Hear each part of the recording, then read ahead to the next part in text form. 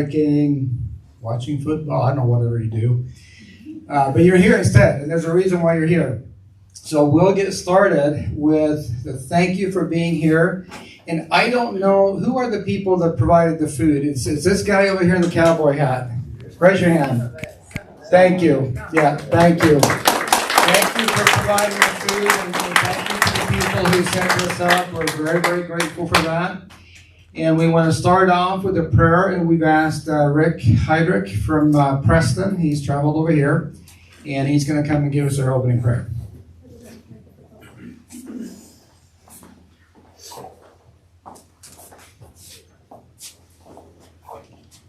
Dear Heavenly Father, we're grateful to gather together to hear from Alan Bundy, a candidate for the governorship of this state of Idaho. We're grateful for this good man, and we're grateful for the good people that are gathered together.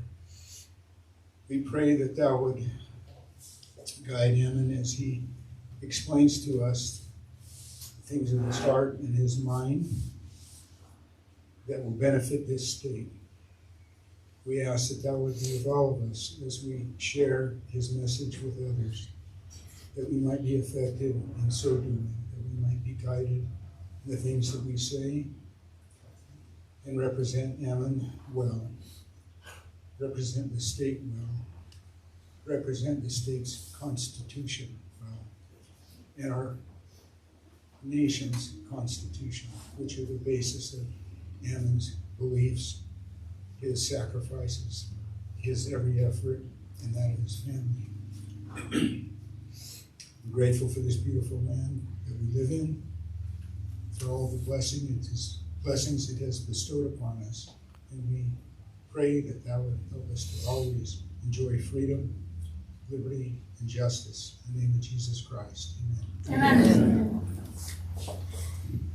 Thank you, Rick. Okay, so for those of you who are married, I fall into that category. My wife always tells me what to do.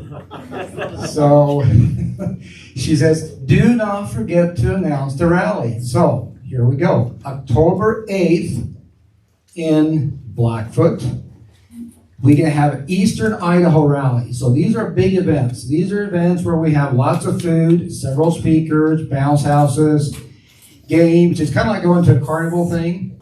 And they are a lot of fun. And Ammon is usually fired up when he gets up and talks at these rallies. And he's not going to be the only speaker. There's going to be a guy from Puerto Rico. And he immigrated to the country like I have. And he's going to talk about some very, very critical things that's going on in Puerto Rico, which is part of this country, and we have an influence over there. So you don't want to miss that. That's going to be very, very powerful. So October 8th in Blackfoot, a very big Eastern Idaho rally for Ammon Bundy's campaign for governor. Now, did I do my due diligence, honey? What time is it? What time? What time is it, honey? 4 o'clock? Where? We're at in Blackfoot. The middle school. Middle school, okay? 4 o'clock, starts at 4 o'clock, and they go, what, about 3 or 4 hours or something like that? So my wife is saying that if you go to votebundy.com, there's a calendar over there for all of the events, and you can find it over there quite well. So I have been asked to introduce Ammon. Oh. All right, sorry about that. Is this like being at church? You want to kind of get in there into the crowd a little bit. So I've been asked to introduce Ammon. I'm still thinking. Having a hard time finding anything good. Yeah, I have kind of a hard time trying to figure out what to tell about Ammon. I got that. So Ammon, how many brothers do you have? I have 6 brothers. 6 brothers, okay? So I don't know very many of those brothers, but I know one of them. Okay, I know one brother that he's got. It's a twin brother, okay? And I haven't really met him, but I've heard a lot about him, okay? I've heard that his twin brother is kind of a mean, nasty guy, militant, extremist, anti-government, and a whole bunch of stuff like that. And then when you get to know the real Ammon Bundy, okay? And this is where things get a little bit interesting. My wife and I are full-time with the campaign, and we have been for quite a while. And so because of that, we have a chance to spend time at Ammon's house. 6 kids, devoted father, husband, and somebody that really believes in the scriptural teachings and who really believes in our Savior Jesus Christ, and therefore he's at church every single Sunday. So we have seen that side of him many a times, staying at his house and getting to know the family, getting to go to his family events, piano recitals for the kids, and so on. So, and the reason why I bring that up that way is that I get really frustrated when you listen to the mainstream news media and the picture that they paint of this courageous man who is willing to sacrifice his life for our freedoms, okay?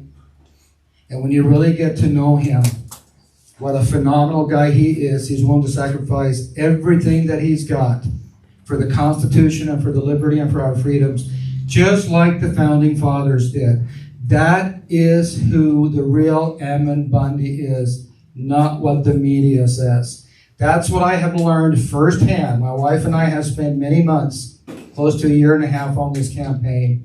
And so we know Ammon, so I can truly say from firsthand knowledge that that's who Ammon Bundy is, and you are lucky and blessed to have somebody like him running for governor. So without any further ado, please give a warm welcome to our future governor of Idaho.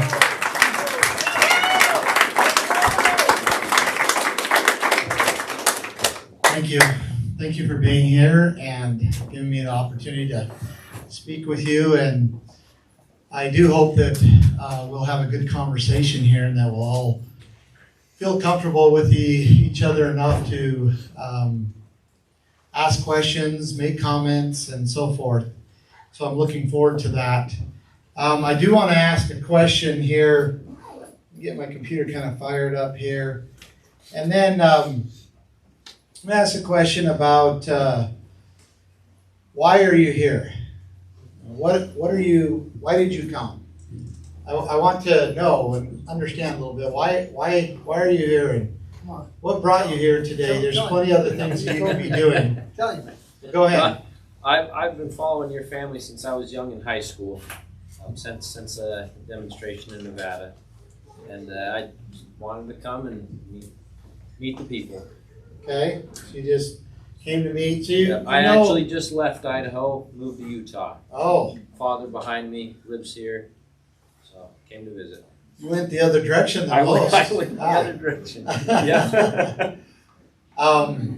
Okay, well, so you know about kind of what we stand for, what we've done, what I've done, and now you want to meet and talk maybe a little bit. Cheers on. What else? What else? Right here. Wanted to hear your viewpoints because the competition is Democrat-like. Okay. I appreciate that. Anybody else? Right here. I just came to learn how your standards and values align with mine. Okay. Perfect. I'm interested in keeping our freedoms. Okay. Absolutely. The media doesn't like you, so maybe we should. Yeah. So I want to break some news to you. The media doesn't like you either. We just might not know that, right? Okay. So anybody else? Right here. I've heard the comments several times. I go all over Belling County with my job. I've heard the comments several times. People are tired of being left behind in their way. Voices doesn't know we exist. Okay. We hear that a lot. Absolutely. I just thought it was kind of cool, I've never gotten to see a candidate for governor before, and just hearing that you were coming to our town, I thought that was pretty cool. Awesome. Well, thank you for coming. Because this is a unique group of people. You came for some reason, and your desire to come actually makes you unique. And so it also gives you some responsibilities, because there's a whole lot of people in this community that are not here that need to understand and know what is happening. With that, I hope that we can take what we have, whatever you feel is good and bad, and you can share it. Yes, right here. Yeah, I didn't like the abuse of executive authority that came out during the COVID shutdown. I thought that was just too far, too much out of hand. I agree with you. In fact, I'm going to point some of that out here just a little bit to make sure that we understand at what level did they go to right here in Idaho. So that we're not confused in any way of the people that are in control of our state and what they're doing. So, it was working earlier. Oh.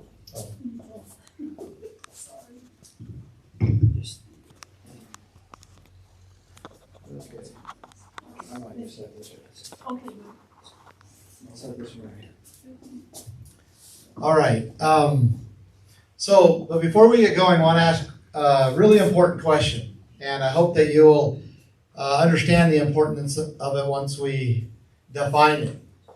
That question is, what is liberty? Now, obviously, you probably contemplated it a little bit. We celebrate liberty. We sing the national anthem.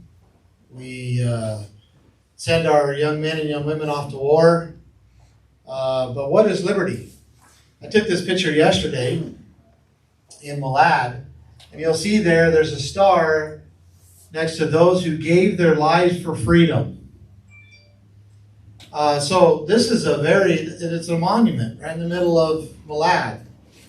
And this is only one stone that had names graved on it. Ready? You can't bug me anymore. You would have given me the keys first. I'm not supposed to have those keys, actually. Okay. So this is important, right? Freedom is important. Liberty is important. But what is it? What is liberty? And so I want to get a shot of it. I want you to give me a shot. What do you think liberty is? What is liberty? Right here. I had heard or understood that freedom and liberty, freedom is the opportunities to be self-determined, to believe as we want to believe, and to have the right to go. It's a God-given right. But liberty is the freedom, but it has a faith-based part to it that just freedom doesn't have. I don't know if. Yeah, I've heard it defined that way, where like liberty is the moral version of freedom. I don't know that. I need to understand that definition a little bit more. I don't know that I fully agree with it, but because I think it's more simple than that. I really do. Right here. The ability to access our agency that's been given to us by God. So to make our choices, to act in ways that we choose to act. Yeah, I would definitely agree with that. Did you had your hand raised? I was just going to say, similar to what she said, informed consent in all phases of life. Okay. Anybody else want to give it a shot? He raised his hand, but he put it down. It's like at an auction, right? So it took me really being in solitary confinement in federal prison for about a year, before I was able to really define what liberty is. And I was never convicted of a crime. I was in there with my father, my brothers, and liberty became something a lot different and a lot more important than I ever had thought or considered before. And I believe that the definition of liberty is the ability to do whatever you want as long as you do not infringe upon another person's rights. The ability to do whatever you want as long as you do not infringe upon another person's rights. Now, to give this definition a little bit of credibility, I want to go to some pretty creditable sources, like Thomas Paine, who says liberty is the power to do everything that does not interfere with the rights of others. Thus, the exercise of the natural rights of every individual has no limits save those that assure to other members of society the enjoyment of the same rights. Is that not the same thing? Yes. It's a lot more eloquent way of saying it, right? But ultimately, he's saying that liberty is the ability to do whatever you want as long as you do not infringe upon another person's rights. How about Thomas Jefferson? It's a pretty good authority. The author of our Declaration of Independence, and he had a little bit to do with our Constitution as well. He said, rightful liberty is unobstructed action according to our will within limits drawn around us by the equal rights of others. I do not add within the limits of the law, because law is often but the tyrant's will, and always so when it violates the rights of the individual. Right? So what is he saying here? That the individual's rights is superior to the law, and that it is, and the liberty is part of that, and it's unobstructed action according to our will within limits drawn around us by the equal rights of others. That's the definition of the ability, or the same as the definition, which is the ability to do whatever you want as long as you do not infringe upon another person's rights. Now, so let's apply this to our lives. So let's actually put it into application. So let's take the freedom of worship. What's the definition of freedom? So in this case, it would be the ability to worship whatever you want, whenever you want, however you want, as long as you do not infringe upon another person's rights. So that's the right protected in our constitutions, both our state and U.S. Constitution, when it talks about the freedom to worship, the right of religion, freedom of religion. So that's what it is. What about the freedom to own property? That would be what? The ability to do whatever you want with your property as long as you're not infringing upon your neighbor's rights or somebody else's rights. So are we losing that right? Yes. Yes. So that's why it's so important to define liberty, so we know what it is, so we can see that when it's being taken from us, and also we can identify who's doing it. Because right now, in your mind, you're already seeing and understanding that my freedom to property is being infringed upon, and you're understanding how, and you're also, in your mind, knowing who is doing it. Our little municipalities, our counties, our states, our federal governments, the right to own and control property is being infringed upon. And then you can also begin to fight back against it. Because now you know that freedom to own and control property is the ability to do whatever you want with your property as long as you're not infringing upon your neighbor's rights. And you can start to test that and to start to say, wait a minute, I should be able to do that on my property. But I'm being restricted. And who's restricting it? And you can start to push back because we are losing these liberties. We are absolutely losing these liberties. And some people say that they're already lost. Now, what about the freedom to trade? I like this one because I'm an entrepreneur. Freedom to trade, right? To be able to trade whatever, whenever, however, with somebody, an adult or somebody, a consenting person, as long as you're not infringing upon somebody else's rights. So you can't steal something and then trade it. That's not freedom. You can't force another person to buy something from you. That's not freedom. You can't force somebody to sell something to you. That's not freedom. There has to be a willing buyer and a willing seller. But freedom to trade is the ability to trade whatever you want as long as you're not infringing upon somebody else's rights. And we are also losing that right. We are losing it. And it's almost gone. So this is just a simple list. You could apply all the freedoms that you have to this definition and identify whether it's being taken from you, whether it's lost, and also who is the infringer of that. But it boils down to each man or woman should be able to do whatever he or she wants as long as they do not infringe upon the rights of another person. Just so we're clear, you'll recognize these words from the Declaration of Independence. We hold these truths to be self-evident, that all men are created equal, that they are endowed by their Creator with certain unalienable rights, that among these are life, liberty, and the pursuit of happiness. So where does our right to liberty come from? That's from God. Comes from where? God. Comes from God. It was a gift from our Creator. He gave us it. He gave us our liberty. And liberty is the ability to do whatever we want as long as we do not infringe upon anybody's rights. And it is part of the foundation, the founding documents of our nation.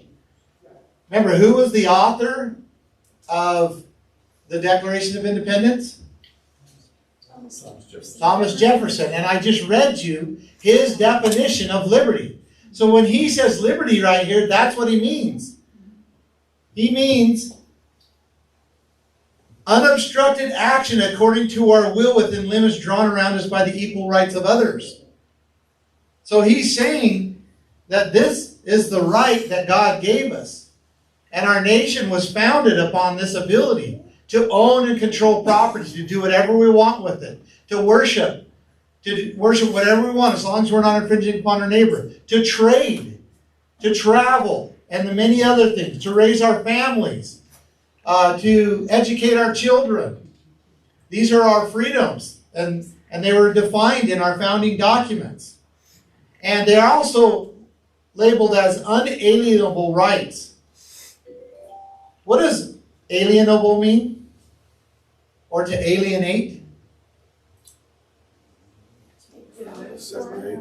Yeah, to separate, to take away, right? So unalienable means they are not to be separated from us. They are not to be. And we know that they can be, but we know that those who do this are accountable to God because He gave them to us. He endowed us with them, with these rights.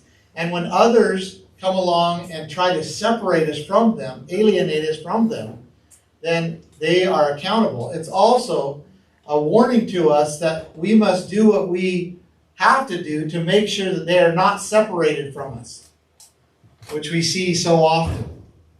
Now, I'm going to play you this video. This was when I announced running for governor, but it kind of lays out some of the things here in Idaho that are happening.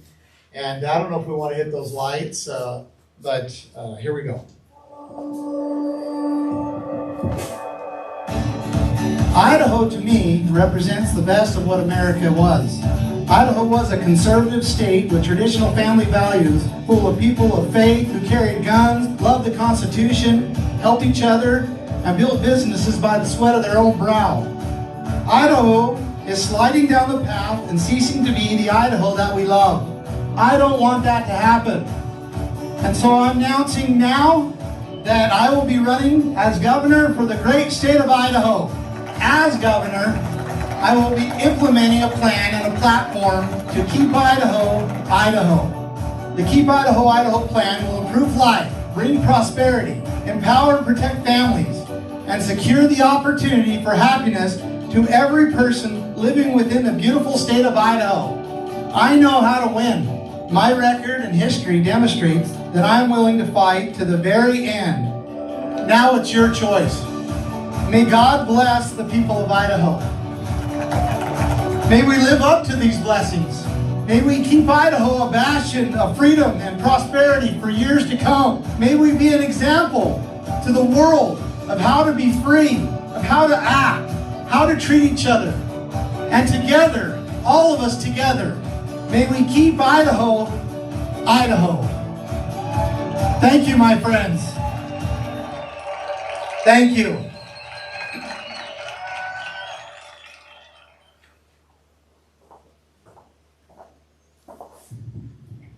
What do you think? Should we keep Idaho, Idaho?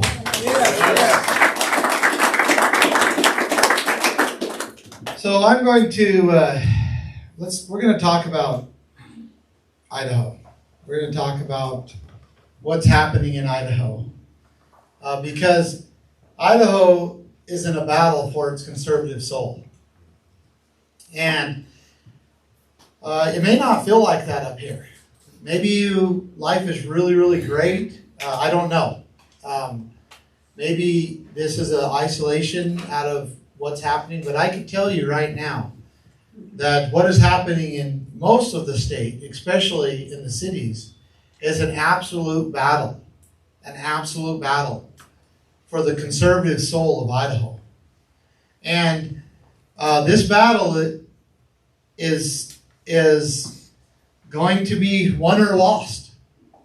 And it's going to depend on people like you whether we win it or not.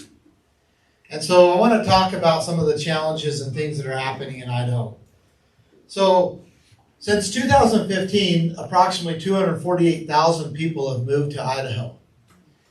Now, that's about 26,000 or 20,000 or so more, thank you, Wendy, people than Boise even has in it. So imagine adding the city the size of Boise to Idaho every 10 years. And talk about a challenge. And it doesn't look like it's going to slow down. So we have a major challenge ahead of us. And to make matters worse, approximately 36% of the people coming to Idaho are liberal-minded. And they want desperately to change Idaho's conservative traditional values into a more liberal, progressively woke place to live. And they're very active in doing this. And we'll talk a little bit more of why they can be so active here in a little bit. So, with the Republican Party members controlling the Idaho Senate, House, and Governor's office for the last 26 years, you would think Idaho would be the most conservative state in the country, but it's not. I mean, they've had full control of the House, the Senate, and the Governor's office for nearly 3 decades. But they are not putting forth the Republican platform of minimized government, fiscal responsibility, pro-life, and protecting liberty. In fact, the opposite is happening. We're seeing this more and more. And in fact, Governor Little, as senator, was the only Idaho state representative to support gay marriage during the Proposition 8 movement back in the early 2000s. You remember that. Also, under his leadership as governor, Idaho has increased its food stamps program by 24.2%. That's more than any other state in the United States. He's also pumping millions and millions of dollars into government housing. Recently, he just pumped another $50 million into government housing. So, I want you to know, why is it important for people of Idaho to know this? And the reason is because state housing, government welfare, free food, free health care programs, and pushing the gay ideology has been the staple of the leftist agenda for decades. If you were to bullet point what their agenda is, it is free housing, free food, free health care, free education, and pushing the gay ideology. And no person has pushed that agenda more in Idaho than Governor Brad Little. And so, no wonder Idaho is in a fatal battle for its conservative soul. Because we keep electing these individuals who are saying they're Republican, but they're pushing the leftist agenda. And they keep, we keep going down to the ballot box uninformed, and we keep putting them in office over and over and over. And Brad Little's a perfect example. Brad Little came in as a senator, I believe. He was there for several years, so he was reelected. Then he became the Senate pro tem. So he became the boss of the Senate. And then we elected him in as lieutenant governor. And then we elected him in as governor. And the Republicans just renominated him as the Republican nominee. And so, yet he is pushing a leftist agenda in Idaho. And we keep going and electing him, and it's not just Brad Little, it's the whole crew. And they keep claiming that they're Republican, but they're not putting forth the Republican principles. They're not following the Republican platform in any way, but they continue to get reelected as Republicans. So we have to take responsibility on ourselves. We keep doing this to ourselves. And our state now is in a fatal battle for its conservative soul. Now, if this was all I had to tell you, I would be a little more at ease, but it's not.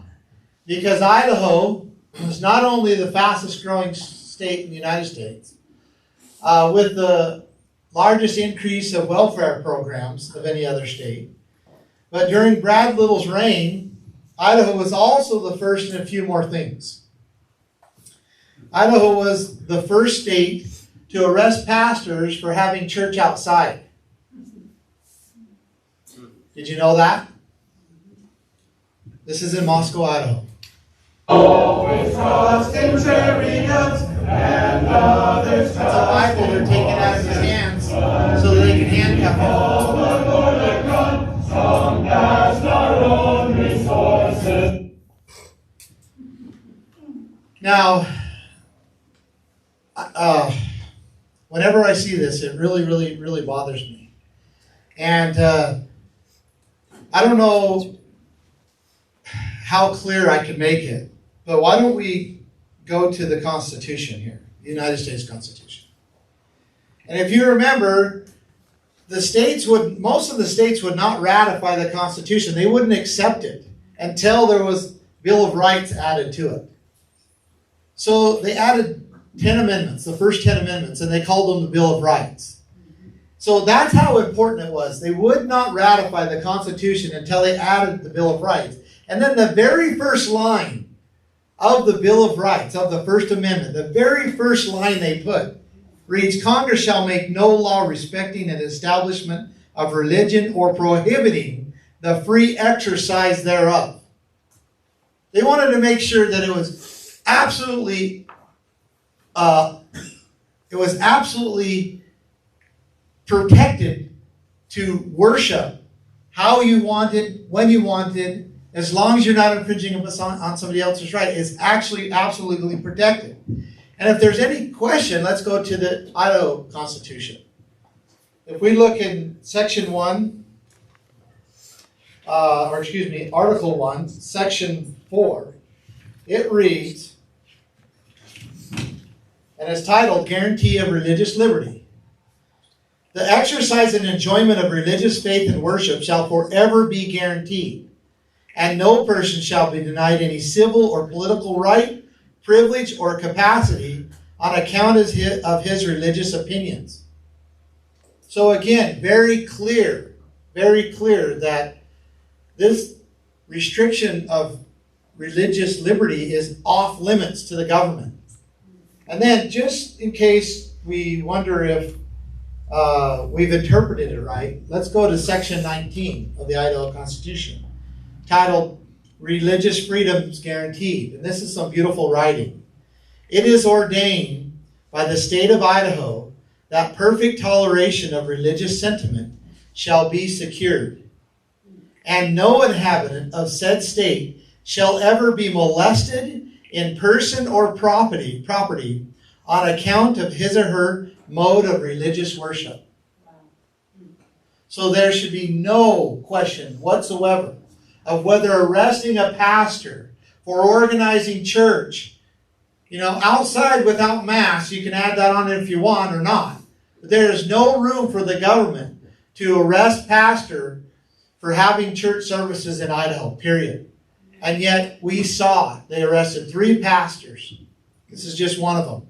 They actually stripped the Bible out of his hands and put handcuffs on him and took him to jail for organizing a church service in Idaho. And I don't need to, I would not think that I would need to remind these officers that they took an oath to these constitutions, both the state and the U.S. Constitution. Why did they take an oath? Why are they required to take an oath to the constitutions? Yes, it is supposed to be a protection. But, so you can hold them accountable if they so you can hold them accountable. It's their contract with us. It is their agreement. It's also so that they can say no to a superior who comes along and says, I want you to arrest those pastors for having church outside. And they can say, no, I took an oath, and the Constitution is very clear about this. I do not have any authority or jurisdiction to arrest a pastor. But yet, somehow, some way, we have officers, especially during this period of 2020 and 2021, all over the state, violating fundamental rights of people of Idaho, all over. People still today are being prosecuted by the state for these acts, for assembling, for going to meetings, for having church in Idaho. I'm not talking about New York. I'm not talking about California. I'm talking about Idaho. Idaho was also the first state to arrest a mother for taking her children to the park. Remember that? And Idaho was one of the first states to raid businesses for not shutting down during the COVID lockdown. Now, we have to ask the question, why are police acting this way in Idaho? Why are they directly violating their oath of office? Directly violating.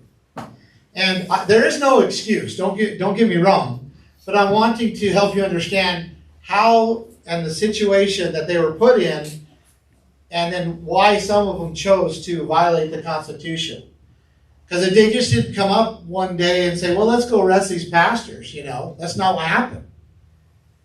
Because right here is the health order, the stay-at-home order that was issued by Governor Little.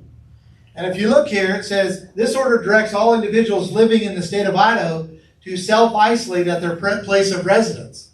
So it ordered you and I that we had to stay in our homes.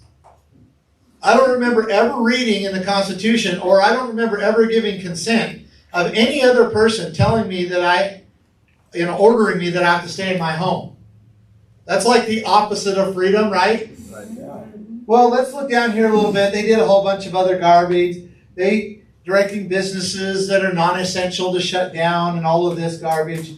And then number 4, prohibiting all non-essential gatherings of any number of individuals. And evidently, that included church. That included worship services. Because he said all non-essential gatherings, and church services were certainly deemed as non-essential. And if there's any question, if you go to page 9, section 9 of the stay-at-home order, this is the same order. It says the director requests that the sheriffs and chiefs of police in the state of Idaho and the Idaho State Police ensure compliance with and enforce this order. So this was not an order of suggestion. This was an order of enforcement. And the sheriffs, the chiefs of police, and the state and the Idaho State Police were ordered to ensure compliance and enforce the order. And so we saw this going on. And we saw this going on. And we saw businesses being raided. And it was under the direction of this man right here. He ordered it. He ordered our sheriffs, our city police, and Idaho State Police to enforce the order. Now, But how does he accomplish that? well, how does he accomplish it? He does it through those who are willing to violate their oath of office. And I mean, they had to decide that they were going to put this man's order above this. It's just that simple. In a lot of cases, it was because if they didn't, they would lose their job. So yeah, that's the predicament we put our law enforcement in. I don't think it's justified. You lose your job. You do not infringe. You do not violate an oath that you took. You do not infringe upon the liberties of the people. But that's a hard decision. That's a hard thing. And it's easy for me to sit here and say, oh, they violated their oath. But they were facing probably the reality of, being able to pay the mortgage next month. Which again, should be more enraging of why this person would put them into that type of predicament. Now, I just want to, for a minute, pretend that, well, let's not say that, because let's just say that, let's say Governor Little did this for the health and safety of the people of Idaho. Let's ask that question. Did he do it for the health and safety of the people of Idaho? No. Okay. Well, let's just keep your minds open. Let's look at the evidence, right? All right. I'm with you. I wonder, if an ounce of prevention worth a ton of cure. Okay. I can I didn't have a problem putting a mask on, things like that. I saw what the hell it is. Some people didn't. Some people did. Exactly. Okay. So let's answer the question. What is the evidence? Because what's the opposite of evidence? Propaganda. Okay? So that's the opposite of evidence. So I want you to look at what I'm going to present to you and ask yourself, is this evidence or is it propaganda? Okay? Truly act, and then you'll know the truth. Right? So, who remembers when Governor Little put the state of Idaho in a state of emergency? You remember kind of that time, early 2020? Well, it was on March 13th, 2020, was when he put the state of Idaho in a state of emergency. Well, it just so happens to be that on March 13th, 2020, is the same day that President Trump held a press conference and announced that he was releasing $50 billion to states that were in emergency status. On the very same day, Idaho was put in emergency status. Now, you might be saying, well, maybe Idaho really was in emergency. Maybe we really were facing emergency. The problem with that is on the governor's own website, on March 13th, he said there was only one confirmed COVID case. Well, we're a state of 1.8 million people, 1.9 million people. And so he puts us in a state of emergency when we have one confirmed COVID case, and it ended up being the same day that President Trump announced $50 billion for states that were in a state of emergency. Now, that's pretty good evidence, I think, but let's go on. So 12 days later, Governor Little put us in an extreme state of emergency. Do you remember that? Yeah. That's when he issued the stay-at-home orders and when he ordered the chief of police and the sheriffs and all of that to enforce the order. We just read pieces of that. That was on March 25th, 2020. Well, that happened to be the same day that President Trump and Nancy Pelosi announced a $2 trillion federal relief packages to states that were in extreme state of emergency. Idaho had no COVID deaths, and we had 136 unconfirmed COVID cases. So now, if we go to his own words in his own orders, we start to see the motivation of why he's doing what he's doing. He says, and securing millions of dollars in funds He says, that they've confirmed these things. And then remember this section 46601, because he's saying this is the authority that I'm doing this under. Section 46601. Here's a letter that he wrote thanking President Trump for, the first installment of $1.25 billion. And basically thanking him for that money. This one's really interesting. This is Executive Order number 2020-07. And he says, whereas I issued a proclamation on March 13, 2020, declaring a state of emergency. Whereas I issued a proclamation on March 25, 2020, declaring a state of extreme emergency.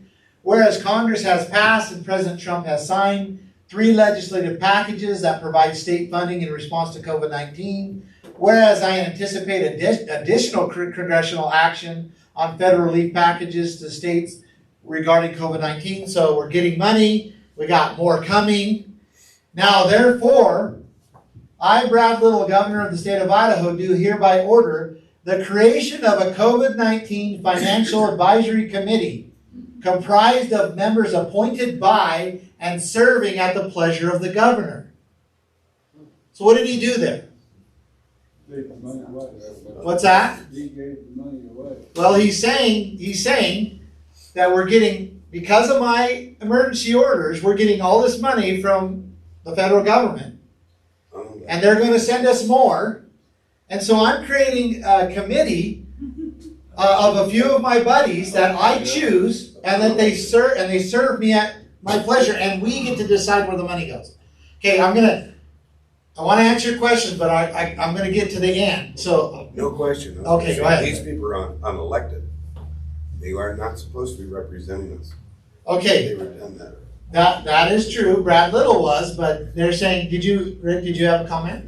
Well, he kept it away from the state legislature. Yeah, so exactly. This is the last page of that order. There's only 3 pages, so I showed you all 3 pages. And he says, for the coronavirus relief funds and other funds to be administered by the office of the governor.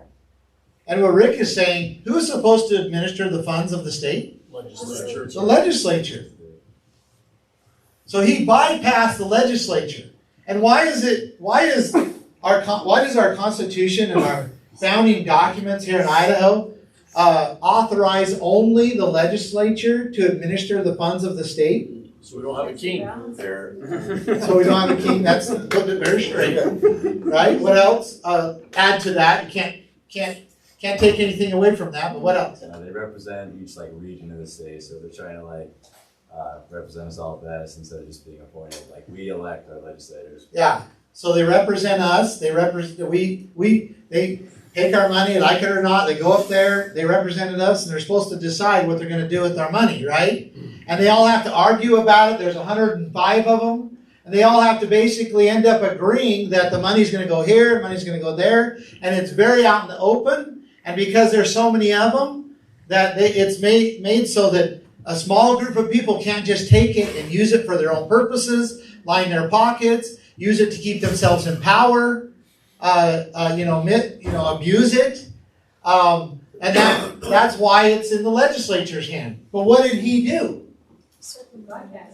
He bypassed them and put it in the circumstance that our founding documents and the people that established this state actually designed against. And so now, you remember when I wanted you to remember that number, 46601, which is the authorization that he says he has to do what he did, to put the state of an emergency and to control all of these things. Well, I'm going to go to that. It's Idaho Statute 466. If you look at that, title Military and Military Affairs, Chapter 6, Martial Law and Active Duty, 46601, Authority of the Governor. So what did he do with Idaho, with us? What did he do with us? What did he put us under? Yeah. And that's not a hyperbole. I'm not trying to excite. I'm showing you that absolutely he put the state of Idaho in martial law. And he held on to that power for over 700 days. Now look at down here at 2. It says, during a period of state of extreme emergency, remember he made this Emergency F. There was no need for an emergency. He created it, and then he used his own power to call it an extreme emergency. So during a period of state of extreme emergency, the governor shall have complete authority over all agencies of the state government, including all separate boards and commissions, and the right to exercise all police power vested in the state. Let me read it again. The governor shall have complete authority over all agencies of the state government, including all separate boards and commissions, and the right to exercise all police power vested in the state. What do we call that? It's a dictatorship. It's a completely different form of government than a constitutional republic. We don't believe in these governments. We don't believe in those. We fought a bloody revolutionary war to be free from this type of government. We have sent our men and women off to war time and time again to prevent this type of government happening upon us. And right here in Idaho, our governor used martial law authority and put the state into a dictatorial type government. And he held on to it for over, it's like 740 something days, I think. So, what say you? Now, we're still answering the question of whether he did it for the health and safety of the people of Idaho. I'm presenting what I believe is evidence. You're making the decision whether it's evidence or propaganda.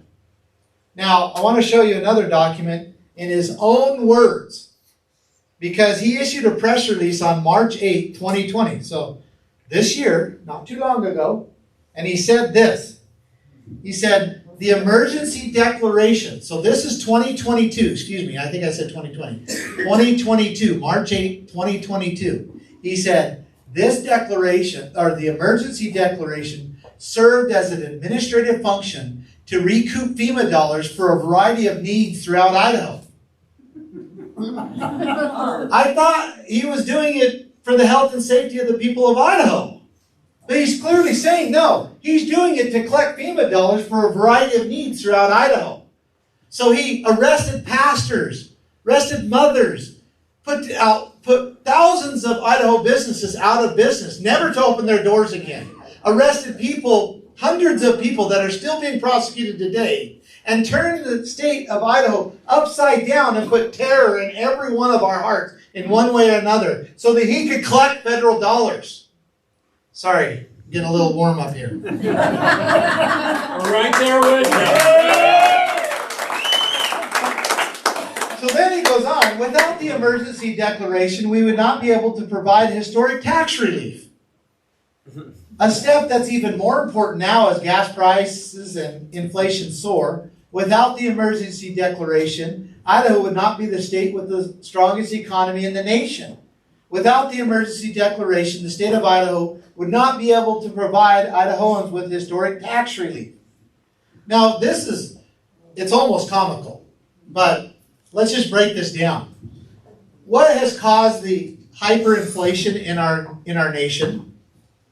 Federal government's It's the money. Yeah, so say that again, I interrupted you. The federal government spending all that money they didn't have. Pumping trillions of dollars into the states or wherever they wanted when it wasn't earned, it's just pumping it in. That's what causes inflation. So here Governor Little is saying, well, because we took so much money from the federal government, in one sense, we took money from the federal government and caused inflation, but then on the other hand, because we took it, that's going to help us overcome inflation.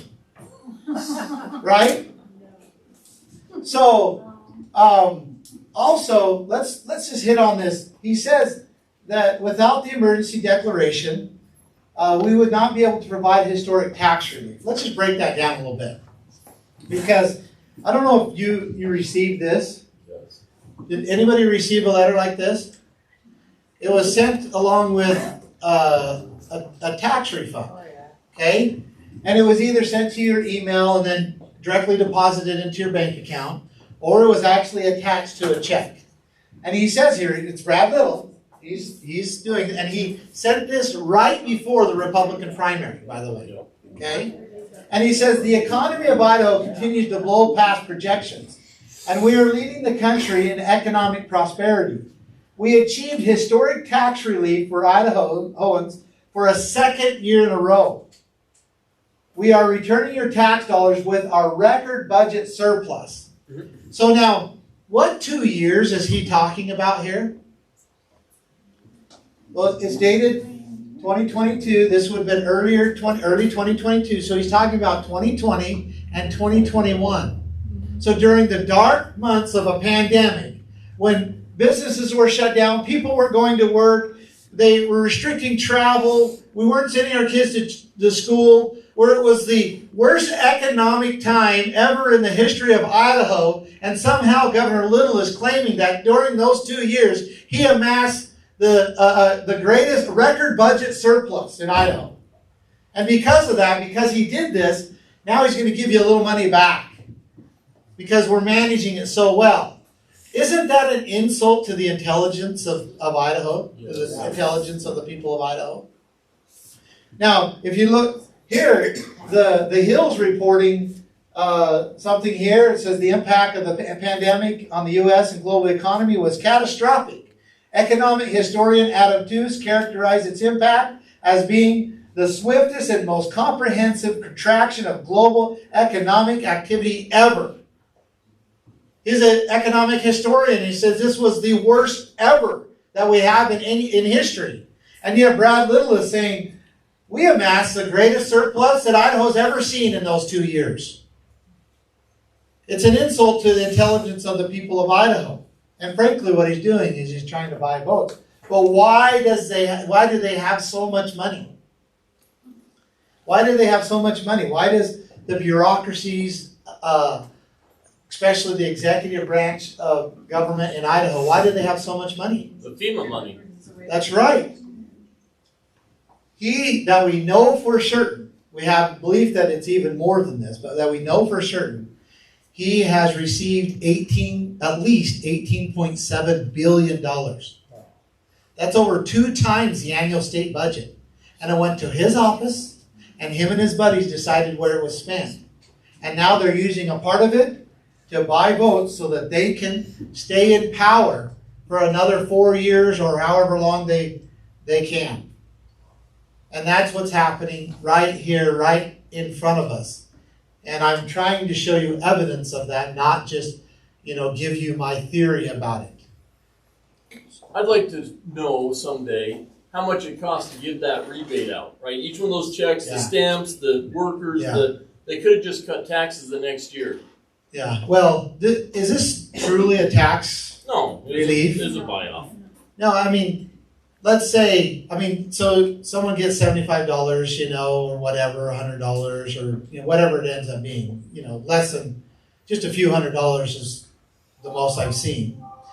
And yet, the state of Idaho took nearly 20% of $1 trillion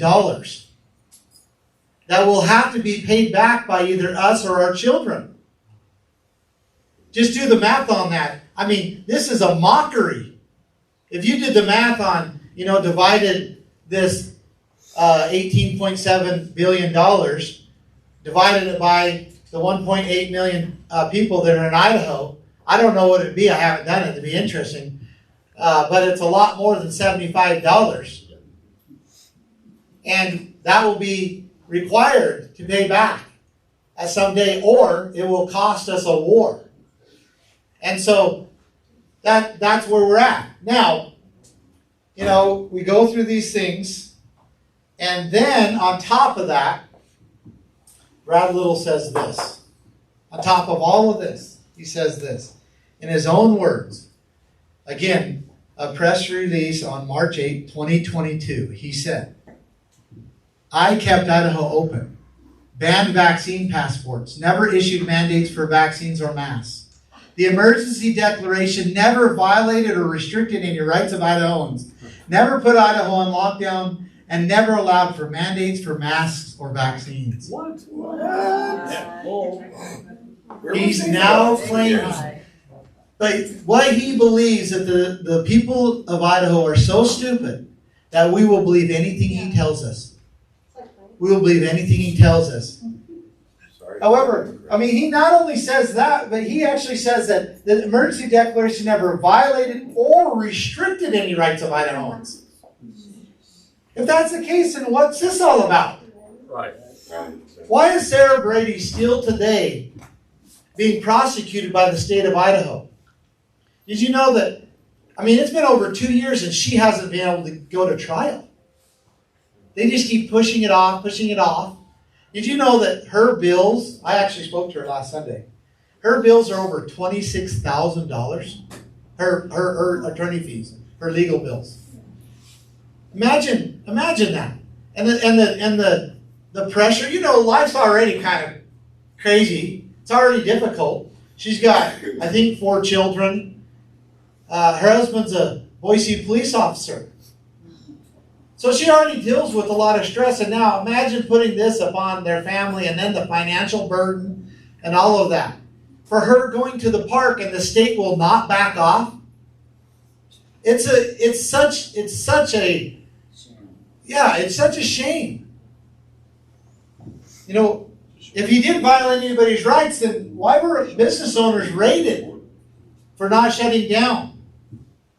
And I just remind you that this order was directing the sheriffs, city police, and Idaho State Police to enforce the order. And then it says, the violation of any provision of this order constitutes an imminent threat to public health, which we know is an absolute joke. Absolute joke.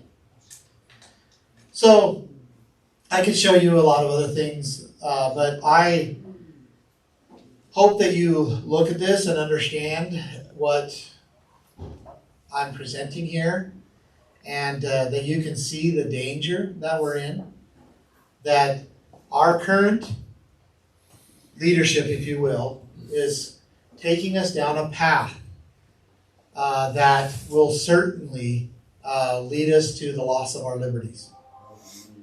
And we have seen other states go down this path. Anybody from Oregon here? Okay. Don't be ashamed. You can raise your hand. I know, we will. Okay, Roberto, take names. Anybody from California? I'm just kidding. No, yeah, Ada County. Yeah, you're a refugee from Ada County. So, you know, Oregon, those who are from Oregon can testify of this. Oregon was a ultra-conservative state not very long ago. Beautiful, beautiful state. Beautiful people. When I was 21 years old, I flew into Portland, Oregon for a funeral. Never been there before. Kind of toured the downtown Portland. And it was the most beautiful, organized, productive little town or city that I'd ever seen. I could not believe it, actually. And now you can't go downtown Portland after hours without taking the risk of your life being taken. And that is reality. Graffiti everywhere. Statues tore down. Filth and garbage and homelessness everywhere downtown. Just in 20 plus years. What the leftist agenda did to that state and that little city is exactly what will happen here in Idaho. Washington, state of Washington, ultra-conservative state, same thing. California, same thing. I'm from Nevada. If you would have told me when I was growing up that Nevada would turn blue and become a leftist-driven state, I would have said, no way. It was like the epitome of rugged individualism, built upon mining and ranching and agriculture. But no, it's completely gone down the path of and followed the leftist agenda, and is self-destructing, just like Oregon and Washington is. New Mexico, Colorado. Colorado, it's fairly recent, right?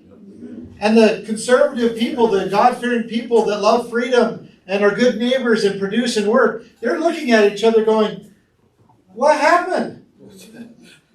What happened? They don't even know what happened. It happened and they didn't even know it. which is going to happen in Idaho if we don't wake up. Because what happened is this group of people that intentionally went in there to destroy their state did. And guess where they're going now? They're coming. They're coming to Idaho. And how are they doing it? We're going to talk about this. At least I hope I get some questions about this. Because I want to show you. Yeah. Are you going to tell them about the 60 days that the governor had to could continue with the executive order, and then if he had to convene the legislature? Yeah, I mean, I could. It's just details that, you know, because it's a powerful detail. Yeah, it's a violation of the Constitution. Well, to be honest with you, the emergency order was never designed to violate people's rights, right? So it was designed to protect them. So if there was an invasion or something, it was never designed to be a tool to arrest pastors. So that's why I hesitate trying to justify the executive order. However, I will say, because I think it is a powerful detail, that the emergency order under that 46601 was only to be held for 30 days. And then if it was an extreme, it could only be extended for another 30 days, and then he had to turn the power over to the legislature and get it back into a constitutional republic form of government. And he never did. And he never did. He held on to it for 740-something days. Despite legislators asking him to do it, he ignored them.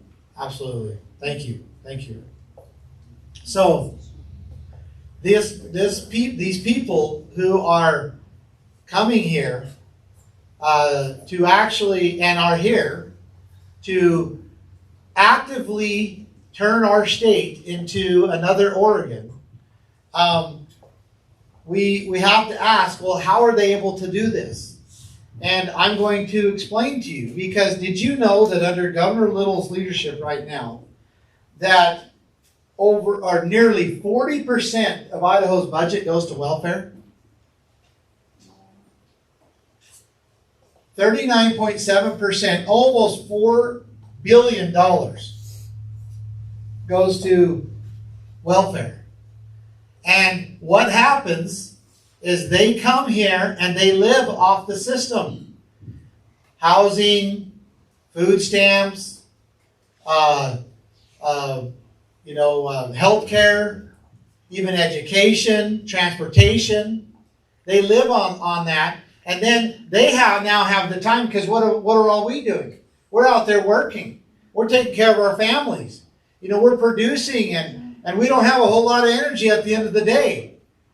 The part of it is because they take so much money, and then it goes directly to them where they don't have to work, and now they have all day long, every day, to be trying to turn Idaho into a more progressively woke place to live. It just seems like a bad situation we're in, right?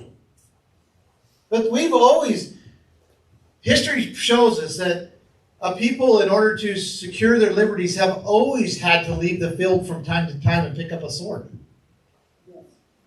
Always.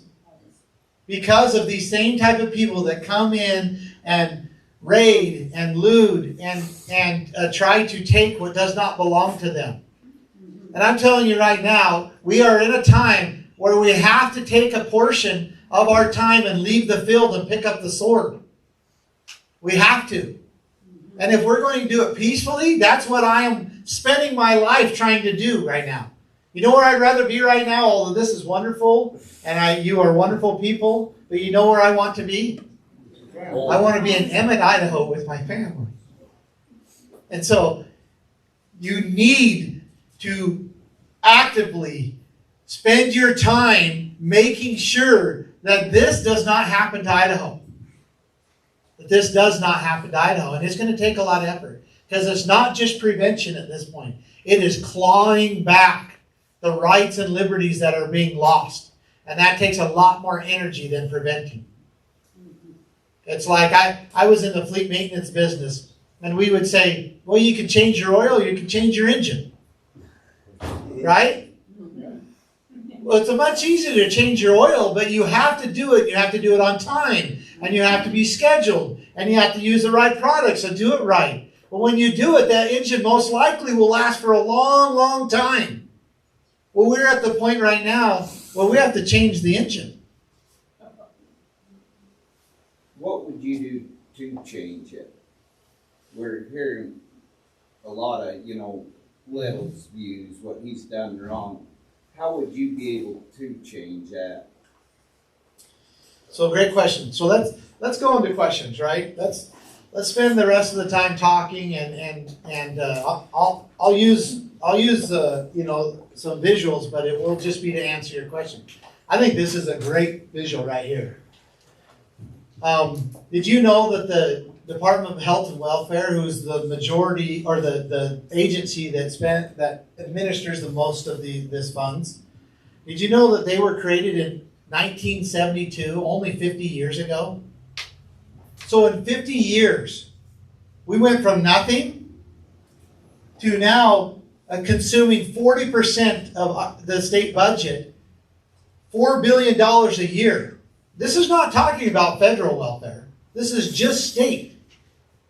And so what are we going to look like in 10 years? What do we look like, what do we look like in 5 years, 10 years, 15 years? We must solve this problem. We must push welfare, which is not charity. We must push welfare back onto the churches, to the families, to the communities, where it belongs, where it was before, and where it actually is performed a lot better. Because what happens is they take our money up into this agency, and let's say they take $1,000, they'll just use that. Well, the Department of Health and Welfare will consume like 40 to 60% of that in their bureaucracy. And then 40% of that goes down to the people, causing them to be dependent on the state. And so we now have two groups of people that are dependent on the state. Those who are working for the Department of Health and Welfare, and those who they are actually giving the welfare to. And that's a reality. Like it or not. They are in the same umbrella. And so that is, you ask, what we can do. This is one of them. This is one of them. We have to solve this problem. And then guess who gets to keep this money and put it in their pocket? People of Idaho. Yeah. Well, I know of one particular family that worked that system to no end. Yeah. They did nothing but work the system. They knew how to work it, get that money, and when they got that money, those in charge got their ring also. Yeah. And that's not right at all. No, it's not right at all. It's not charity. Charity is when someone produces something and they have the fruits of their labor, and then they choose to help somebody out with that. Which is, the Lord commands us to do that. The Lord commands us to take care of those that are in need. But it is not charity, and let's not get confused. It is not charity when the state forces you to pay it. The bureaucracy consumes a good amount of it, and then they decide whoever fills out the forms correctly that gets the money. And then they make people dependent on it. That is not charity. That's actually just the opposite. So, great question. Here's another, this is how we receive our money. This is how the state gets its money. So the general fund would be, income taxes. Dedicated funds would be like your sales tax, your fuel tax. But look at that, 36.4%, over a third of our budget comes from the federal government. And I'll just say, as you probably know, or at least you can easily understand, that the federal government does not give money without strings attached to it. That's right. Imagine how heavy a strings every year. $3.4 billion a year of strings that Idaho is under. And then we wonder why we can't be free. We sit there and wonder why we have Common Core, which is a federal curriculum in our little schools. That's because the school district, contracted or signed a memorandum of understanding with the federal government that they would put Common Core and critical race theory in their schools. Our policing agencies, they do the same thing. They sign a memorandum of understanding to put the federal use of force policies, to follow them. They do the same thing with every department, every agency, and even corporations, private corporations.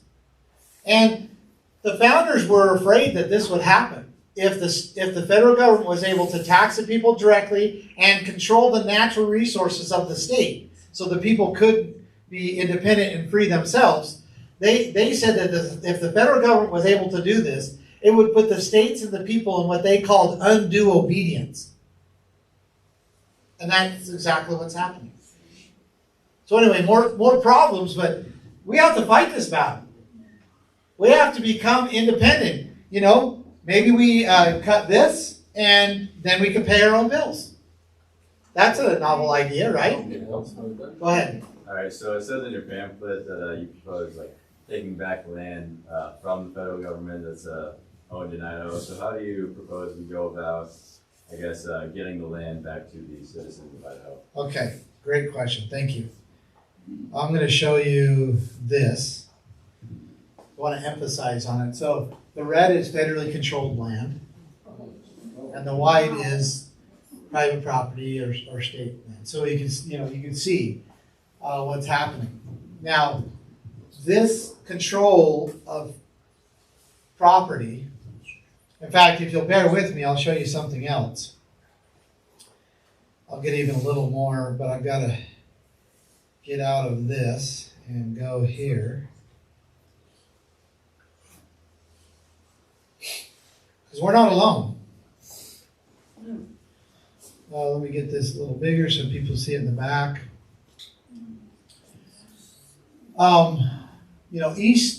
East of the Colorado Rockies, the federal government controls 2.4%.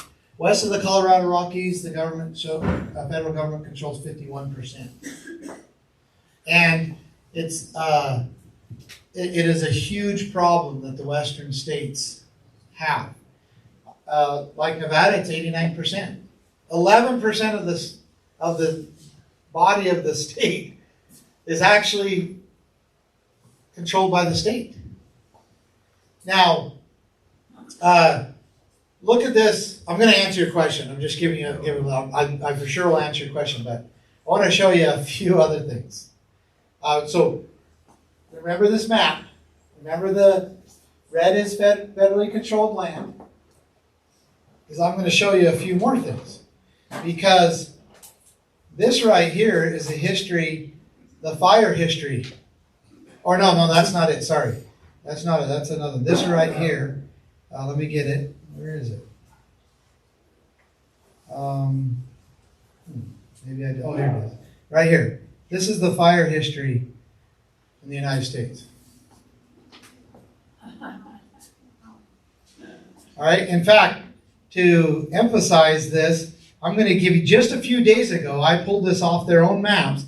These are the current fires going on in the United States right now.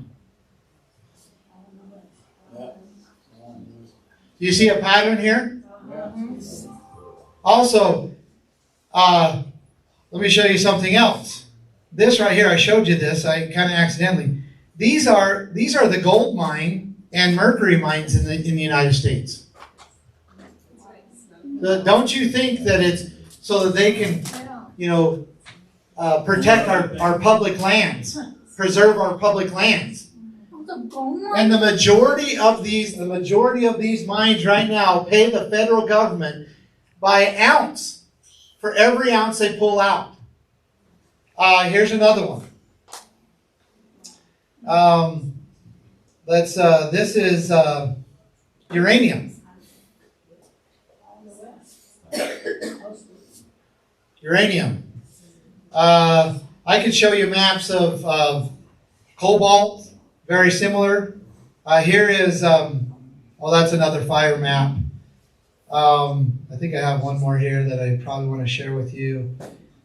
Anyway, and then show you this one back again, right? So we have a problem. The federal government is controlling the entire wealth of the western United States. And they're keeping it out of the people's hands. And Idaho has the third largest federally controlled land in the western United States. It's Nevada, Utah, and then Idaho. 61%. And it's causing 4 major problems. And I'll go through those, and then I'm going to answer, like, what do we do? Like, how do we get it out of their hands? And these are not necessarily in order of importance, but one, it is causing us to not be able to pay our own bills. So Idaho has not paid its own bills in the last 38 years. We've always had to go to the federal government and say, hey, look, we can't pay our own bills, we need money. And then, as I showed you, over a third of our budget comes from the federal government, that comes with strings. Why can't we pay our own bills? Well, 61% of our land, which typically would be taxable, and also the people would be able to be generating a tremendous amount of wealth off of mines, off of minerals, off of ranching, off of timber, and it would be generating the sales tax and the income tax that the state is funded off of. So because we don't have that, we have to go to the federal government, because 61% of our land and 72% of our subsurface mineral rights are controlled by the federal government. So problem number 1, we cannot pay our own bills. Problem number 2, it's causing our affordable housing crisis. So if you remember, let's just look at this. This is Idaho, right? Oops. Yeah, maybe I can't bring it down. I don't know. You can see, right? We are landlocked. And so we're sitting here fighting over the pieces of private property that we have, and it's causing our land prices to go way high and out of proportion. Not only that, we cannot harvest our own forests. We can't mine and build our own building materials because it's being controlled. I was up in Bonner Ferries a few months ago, and a friend of mine needed a piece of lumber for a repair on one of his buildings. He goes down, and it's just like I think it was a 2x10 or something. And he pays this exorbitant amount, like unbelievable amount. And he's told that this lumber came out of Canada, was shipped out of Canada. And have you ever been to Bonner's Ferry? It's some of the most heavily wooded, beautiful forests you'd ever see. And they're unable to harvest their own timber in their own area. And instead, what's happening is this. This is what's happening. It's burning up. Can I outline Idaho here?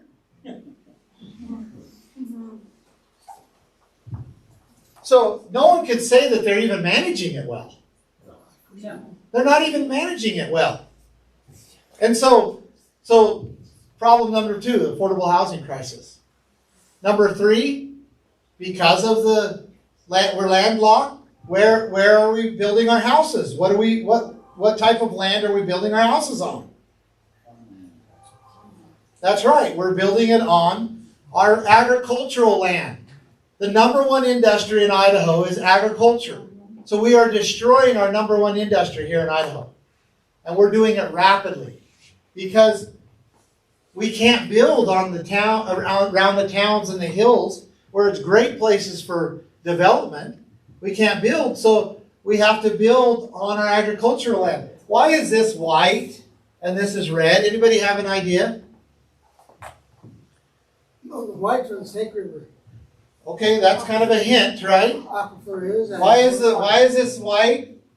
It's because it's the agricultural land. The people came in and they claimed this land. And then the federal government later came and claimed on top of us. It wasn't the other way around. Any of this land was available to claim. People just didn't do it because they weren't able to farm it. They weren't able to really use it mostly because of water. And so the agricultural land is the white, and we're now building on it because we're landlocked.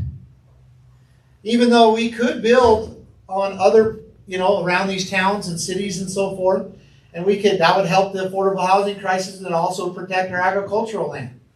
And then, 4th, what is happening is because we do not have access to our land and our resources, our little cities the youth are growing up in it, and then they're forced to the cities. Because you just don't have, you can't expand agriculture, you can't go into logging, you can't go into mining, you can't go into ranching, because it's being so restricted. And so they're growing up, and they're leaving these towns, and what are they doing in those cities? They're losing their conservative identity. They're losing their understanding of the great blessing that God gives us when we plant a seed. And when we have a little bit of land to run around on and to enjoy. And for whatever reason, I would like to understand the psychology of this, but for whatever reason, they lose their conservative roots. And then we turn where they become a population that is actually putting Idaho into what I call a Hunger Games syndrome. Where you got the capital city, and they're consuming and eating everything, and they're having their games, and the men are dressing up like women, and the rest of the state is just funneling their resources and money into that, and they're politically dominating everything else. That's why we must correct this. That's why we must correct it. Now the question was how. I think someone correct me if I'm wrong. One is it. Don't let me make you think that it's going to be easy. It's not. It's not going to be easy. But I believe that it must not be a battle between the U.S. government and a little ranching family like what happened in my family in the Nevada desert. It should not be a battle that way. It should be the U.S. government versus the state of Idaho. Right? That's what it should be. And under that circumstance, when we're challenging these, when we're going and saying, hey, look, this area, because if you break, Idaho's already broken down into counties, right? And then every county, if you go to their website, typically, from what I've seen, every county has an interactive website that shows you the parcels, right? And if you look at a county that's mostly red, because there are some counties that are 98% federally controlled. You notice I never say federal land or BLM land. We have to stop saying that. Forest Service land. It's not. We have to stop saying that. But if you go to a county and you go to a parcel that's all red, one is you have to ask the question, why is the county breaking it up basically breaking up and adjudicating that land, if you will? It's not fully adjudicated, but they're breaking it up if it doesn't belong to the county. And I'm telling you, at one time it did. The federal government came in on top of us. But if you go down to the county recorders to a parcel that's all red, and you ask the county recorder for a title, what are they going to tell you? What's that? Unavailable. There is no title. It's unappropriated. It's unappropriated. And the state and the counties have power to appropriate. So we begin to exercise that power. The federal government will most certainly bring up a case against us. And while we're exercising the rights that we have as a state under the U.S. Constitution, we defend it, and it will be a case that will go all the way to the Supreme Court, but it will not be, the U.S. government versus Clive and Bundy at all. It will be the state of Idaho, the U.S. government versus the state of Idaho. And we have some really, really good indications that our Supreme Court right now will rule towards the state. Right. How can you say, one more statement, Rick, and then how can you say as a Supreme Court that we're going to overturn Roe versus Wade because it's the state's responsibility and obligation and not the federal government's to protect life or to determine what life is? And then say that the state of Idaho doesn't own its own land. Right? So a great opportunity that we have. A great opportunity right now. Rick? the US Constitution and the Constitution of this state are crystal clear. Yes. Could not be clearer that Alan Bundy is giving you the truth. It's crystal clear. Thank you. It is crystal clear. It just has not been challenged by a state. And the Supreme Court cannot just turn away from that, especially the Supreme Court as it's constituted now. They can't turn away from that language. There's no way. They've got to deal with that. Absolutely. Thank you, Rick. To emphasize Rick's statement, in Article 1817, I can read it to you or I can paraphrase it, but Article 1817, it states basically that if the federal government is to own or control land inside a state, that they have to do certain things. They have to first get consent from the state legislature. So they actually have to go to the state legislature and get permission. And then they have to pay for it. They have to purchase it. They cannot just take it. They have to purchase it either from the state, or if an individual owned it, they have to purchase it from them. And then they can only use it for the erection of forts, magazines, arsenals, dockyards, and other needful buildings. And that is so that they can have military bases and other military type facilities so that they can defend the nation. But there's nothing in the Constitution that allows the federal government to own mass amounts of land inside an enabled state. There's none. And it is extremely important that we get this back. Now, when I say this, I want to put the hunters and the campers and hikers and everything at ease, because we love to access this land. And I believe that we need to take around these cities and towns. We're talking about 33 million acres that the federal government is controlling in Idaho. 33 million acres. We need to take a couple million acres around these towns and cities and areas, and we need to make them available for the people. And not for large corporations, not for big business. Make it so that the individuals are the ones who are able to purchase these lands. And there's ways to do that. We have great disposal laws and examples in this country. And then the rest of it needs to go back into what's called multiple use lands, where the land where the land is used by ranchers, loggers, miners, and at the exact same time in the exact same areas, hunters, hikers, fishermen, campers. Where do the hunters? What roads do the hunters use in Idaho? The logging roads. The logging roads. We have coexisted this way because the western states were developed that way. One of the best places to hunt is around a rancher's water hole, right? Yeah.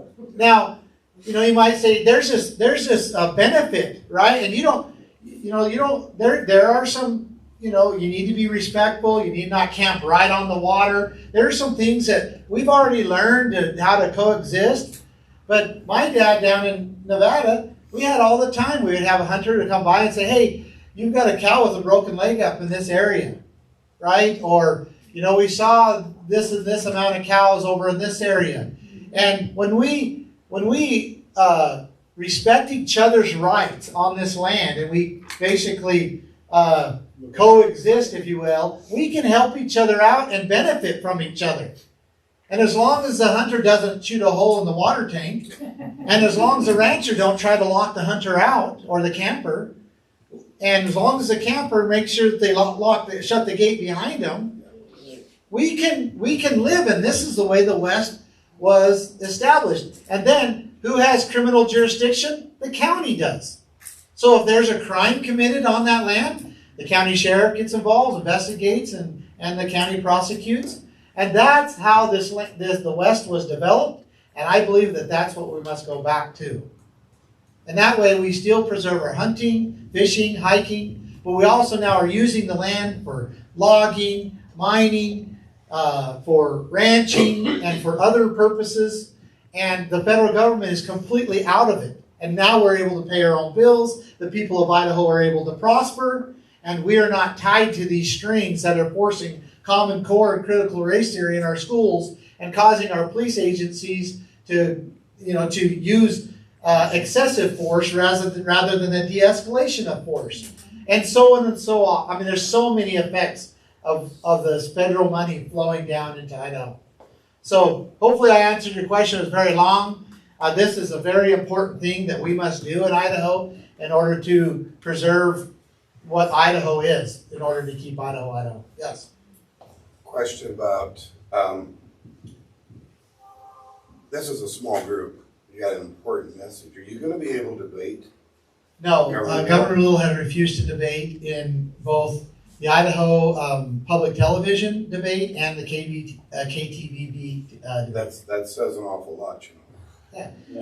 And What's he going to say when I say, well, you said you kept Idaho open, and then I show, how pastors were arrested?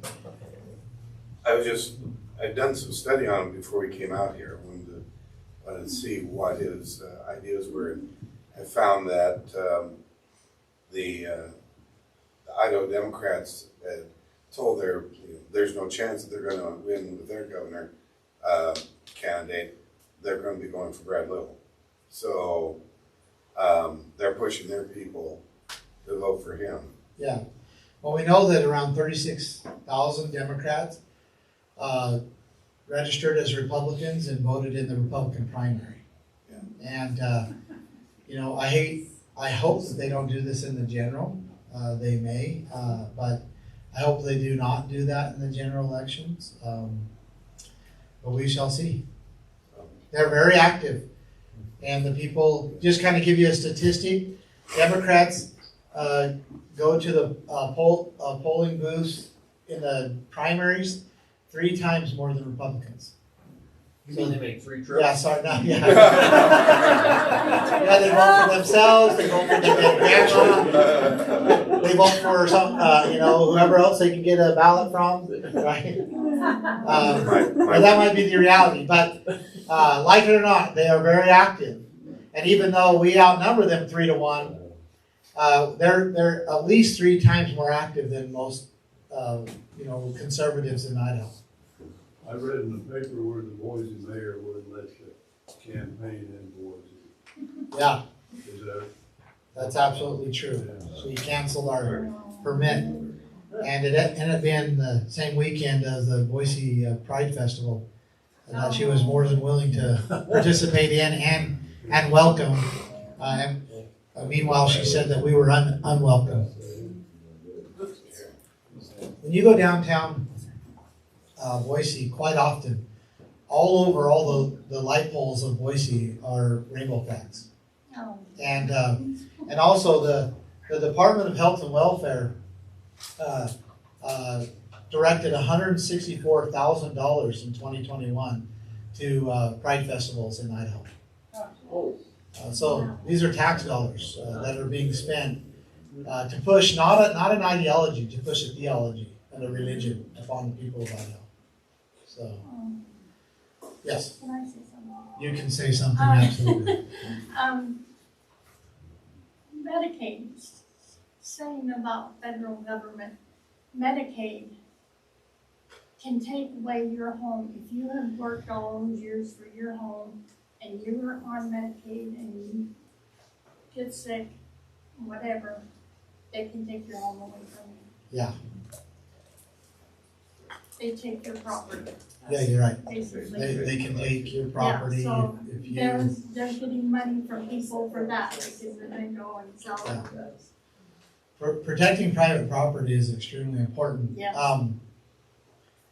In fact, if you look, on the Keep Idaho plan, eliminating property tax is one of the top of the list. Mm-hmm. And I get asked about that, and I'm proposing that we replace it with a consumption tax, so that we fund the legitimate purposes of government, but that we also don't lose our private properties. Yeah. Because right now, the system is a communist type system, and you never own your property. That's right. And so we need to get rid of that. I always emphasize the need to protect private property, because the Communist Manifesto, written by Karl Marx, the number 1 plank on it is abolition of private property. In fact, Karl Marx says that communism can be summed up into a single sentence: the abolition of private property. And then number two is progressive taxes. To tax the people to the point where and then redistribute that wealth. That's why I'm pointing out that right here in Idaho, we are implementing these communistic type systems of taxing and control in the state that are inventions of the Communist Party.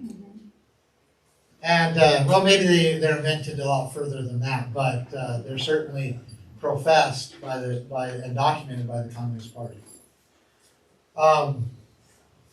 Any other questions or thoughts? Yes, Rick. David, you asked the question, how did this state become more and more liberal? And one thing that I witnessed myself, I am from California, originally from Lake Tahoe, 3 miles from the Nevada border. My wife's father was a logger, so all of this stuff is very familiar to us. We're refugees from here. We love the people here, and we came here because we feel at home here, and we've been welcomed. That's not my point. My point is the Sacramento Bee and the Sacramento Union were the 2 newspapers in Sacramento. As a young man in college, I went to ag school, UC Davis, University of California, Davis. And so I watched this unfold. The Bee was very, very liberal. It became more and more so, and it just gobbled up the Union over time. Guess who bought the Idaho Statesman, Boise's paper? The Quatchy Company, who owns the Bee. So their propaganda machine, they just invaded Idaho, the propaganda machine. And I read the stuff, and it's just like I read in the Sacramento Bee my whole life. So Tahoe is very much like Idaho in its immediate surroundings. We have ranchers all around us. They used to have a cattle drive right up Highway 50, take up cows up the Sierra to the high meadows. And all of that was very real and very healthy and all of those things. So you see this decimation of the culture. And so one of the things I love is to keep Idaho motto or slogan. It's right on. People should do it. I'm an eyewitness. I worked in politics. I ran water operations. 2 ranchers. That was one of my main responsibilities. Reclaim water from wastewater to the ranches, for hay, for stock watering and all that. I was part of all that. Our son is in charge. He's an administrator of one of the counties. He's the boss of the whole county in Northern California. And a lot of Eastern and Northern Californians are just like here. It's the coast. It's the coast. And they're moving people, a lot of them. So we really have to defend Idaho and the culture that's here and the traditions that are here. There are guardrails that the Constitution put on this state, good guardrails, keep us where Ammon lays it out. He has so much more to say. If you're not familiar with everything, go to GoFundMe.com. I'm not paid, I'm not part of the staff. Important, that's great. And I grew up in a situation like Ammon did. In the work I did as a water operations manager, I was surrounded by the state, local, federal, and regional government. And we went from collegial, 42 years in water, 42 years. We went from collegial, symbiotic relationships to condemnation, literally. Always condemning us. Always they became very, the agencies, state and federal. So that's all I have to say is you can see this cancer that grows. I've seen it. It didn't overwhelm me. I fought it tooth and nail, just like the Bundys. And that's one reason I've been able to identify. Never went to prison or anything like that. But, Thank you. Thank you. So, I think we've been pretty clear about the challenges that are in front of us, and it would be very irresponsible for me and all of us to sit here and complain and identify problems, but not in some way make a plan of action. In fact, there's this little story that talks about the birds. They came to this meeting. They all walked to this meeting. And then one bird gets up and he says, I want to show you something that's amazing. And he gets on the podium and then he jumps off and he starts flying. And he says, all of you can fly too. And they all start flying. They fly around the room and it's just this amazing thing that's happening. And they're so excited that they have discovered and identified that they can fly. And then when the meeting was over, they all walked home.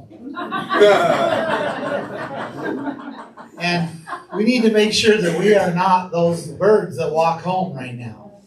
And so I'm going to ask you when it comes to my campaign, because if we're to use the mechanism of the state to secure our rights, which is the design of the state, right, then we need to get control of the state. And there's no position that's more powerful and can affect the state of Idaho more than the governor.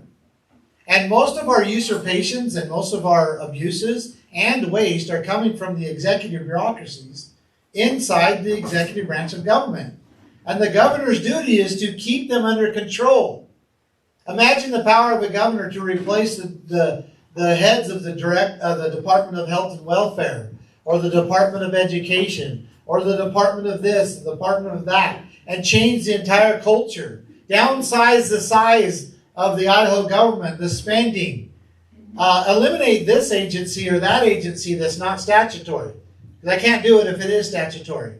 But I still have, as a governor, I'd have a tremendous amount of power, even in the statutorial branches of, or executive agencies. And we could do that and never, as a governor, I could do that for 4 to 8 years and never even legislative law and do a tremendous amount of good for the people of Idaho. There's a great possibility here of being able to get control of the state government and get it to functioning in the purposes of what it was designed for. But we have to act. We have to act. And if we don't do it this way, we'll have to do it a much harder way. Right? Yes, Rocky. One thing here. I brought this. Food for thought. Yesterday is history. Tomorrow is a mystery. That is why today is called the present. And this moment is ours. So make the most of this present given us. Let's get behind that man and see that he's the next governor. Yes, yes. Thank you. I'm going to ask you to do 3 things. Do you have a comment? Go ahead. We've got 2 great contrasts. Florida, Ron DeSantis. California, Governor Newsom. We call him Newsom. And what they have done to their states and the citizens of the states. Great contrast. If you're not familiar, get a good look at it. Because we, the state of Idaho, is heading the way of California. We watched it happen to our state. We pushed back in California. We were the state that brought Governor Reagan to the presidency. Okay, one of the most conservative presidents in the most recent history. So look at Ron DeSantis and how he has contrasted with the policies of Newsom in California. Absolutely. Why do you want here for Idaho? Absolutely. Thank you. Yeah. Someone was saying, how does it happen? And in January, we were kind of misplaced. I live here. This is where I am. My address is, but I have a father-in-law, 93, with Alzheimer's. He's so bad, so we have to go out there a lot. And I can't believe what I see. But I just want to tell you, you cannot have a gas-powered leaf blower in California or Washington. That's one of the places it starts. I had to travel across the top of Washington, so I'm in the northeast corner when I up to see Canada, Pacific Ocean. We went across Montana, we went across Panhandle, Montana, and down into Wyoming. The rivers were swollen. I live in a place where our wards, we always have to help go fix what floods every year. And before we're done flooding, we're in a drought and everybody has to turn their water off and everything's drying, okay? That's how it starts. We've got to say no, because like you said, now we're changing an engine, but California does it, Washington does it, and then they squeeze Oregon, who wants to come here, and they just shut the last of Wyoming down. Government just took, what was that, 11,000 acres up and down the Platte, and the people are fighting them. We meet with the government, with our laws, with our rules for right now. So that's how it starts. 2030, we can't have a new car anymore. They can't be made. 2035, they're not allowed on the road in California or Washington. Then you're gonna have some blackouts because you don't have any water. Yep. Thank you for that vision, because that is That's what we're absolutely what we're facing. So what do we do? What do we do? Well, I'm here for a reason. I'm here to get your support so that I can get to the office of the governor and start doing the things that a governor should be doing. That's what I'm here for, and I need your help. And we're asking you to do 3 things, and they're actually quite simple.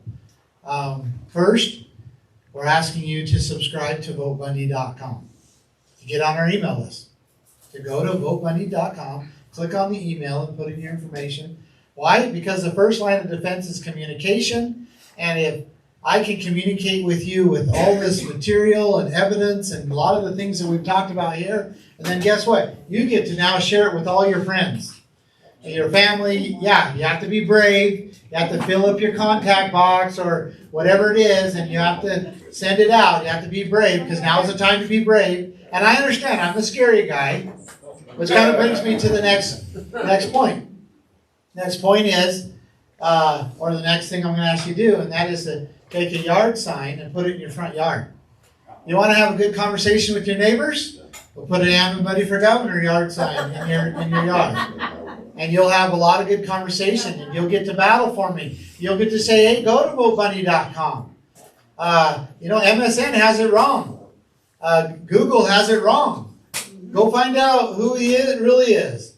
Go to his website. Go to one of his meetings. I need you to battle for me out there. We are winning this battle, by the way. The momentum that we have increased has been tremendous. And whether we are able to gain enough of that before November 8th really depends on you. Our schedule's clear full. We're going to do it no matter what. But we can only reach so many people. You going out and reaching 10 or 15 more people makes this meeting very, very effective. Very effective. And then number 3, I'm asking you to contribute to my campaign.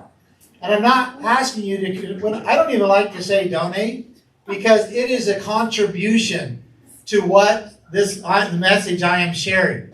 It's not a donation. It's a contribution. I'm going to take that material or those funds, and I'm going to send material all over the state to people who wouldn't come to a meeting. We're going to do it, and we've already created much of the media. We've held it up until the last 40 days of our campaign, and we're going to be blasting it. We're going to be really reaching out there, but it's so expensive. It's so expensive to be on the radio, TV, to buy paid ads and social media and Google. It's extremely expensive. One video to get it any type of reach, you're talking, $20,000, $30,000 to $40,000 just to get it out there. Think about a letter. There's about 1 million voters in Idaho. Just to send one flyer or letter to them would cost $500,000, which we're not doing because we believe there's more effective ways to do this, right? We're not really doing that, but that's just to give some perspective of how expensive it is to reach people that we need to reach in Idaho, or they're going to go down there and they're going to march down there and they go, who's the R? And they're going to check right down the box, right down the R box, if we don't reach them. And we're going to end up right down the path that Oregon went down. So I'm asking you to do those 3 things. I'm asking you to be brave. I'm asking you to be active. And I'm asking you not to only do that, but to get on your knees and to pray to God our Father and ask Him what else you should do. And then once you feel and understand that inspiration, go do it. Go do it, because there will be nothing more effective than following that inspiration. Idaho is a beautiful place to live. It's a beautiful people, but it's all amount of people, beautiful people are here, but it's also a beautiful idea. An idea of being independent, of worshiping God, of loving our neighbors, of paying our own bills and producing and working. It's an idea of being free, being able to do whatever you want as long as you're not infringing upon your neighbor's rights. And we need to be an example to the rest of the world of what freedom looks like and what the blessing and benefits of each person receives when we apply those principles of freedom. And boy, does the world need it. Boy, does the world need it. So thank you for your time. Thank you for your effort. And I'll answer your question personally. So thank you very much. Yes? Not a question, Amy. We had the 50-50 raffle. Okay, so I'm going to end. And then you guys can come take the mic and do what you need to do. Come on up here. So thank you very much.